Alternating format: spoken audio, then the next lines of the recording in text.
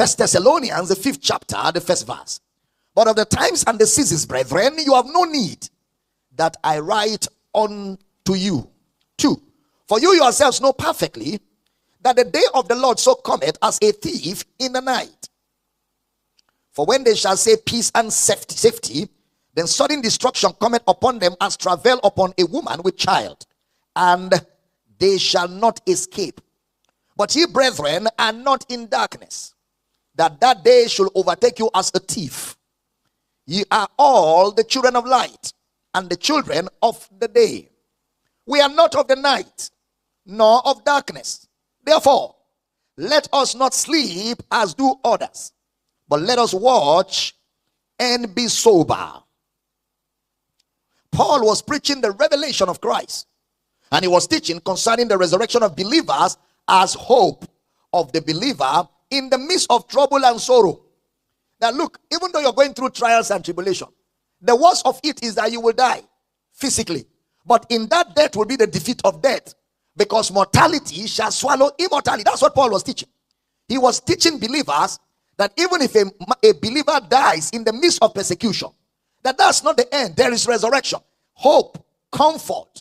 Hope, comfort. So if you have loved ones that have been killed, persecuted, what Paul is saying is that there is a resurrection where they will come alive with Jesus and reign over death. I remember in Kaduna State, somewhere in Nigeria a few years ago, there was a serious riot where a lot of Muslims murdered so many believers. And we had a friend who was a pastor. In the midst of that clash, they cut off his head. They dug the ground. They buried him in Kaduna. And they got a wooden cross and they put at that spot where he was buried. After the riot and all that, they were looking for this. When they saw that spot, they dug and found his dead body there. Now, the family of such a brother and the loved ones, including myself, the only comfort we got in the midst of that persecution is that on the resurrection morning, he won't be there. He is not there. Mortality shall put on immortality. He will rise again to reign together with all of us forever with Jesus. Now, those words are to comfort the believers so that we do not sorrow like the unbelievers or sorrow like the world. So these letters were written to bring comfort. They were not written to bring fear. They were not written to be used to collect people's money in the name of boarding passes or to send people to the bush to sell their houses and be looking into the sky the whole night waiting for a so-called rapture or flight. No, that's not the intent of these teachings concerning the blessed hope of the saints.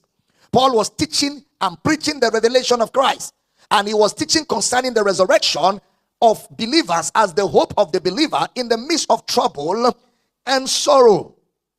He was discussing two sets of people. Number one, he comforts those who have believed.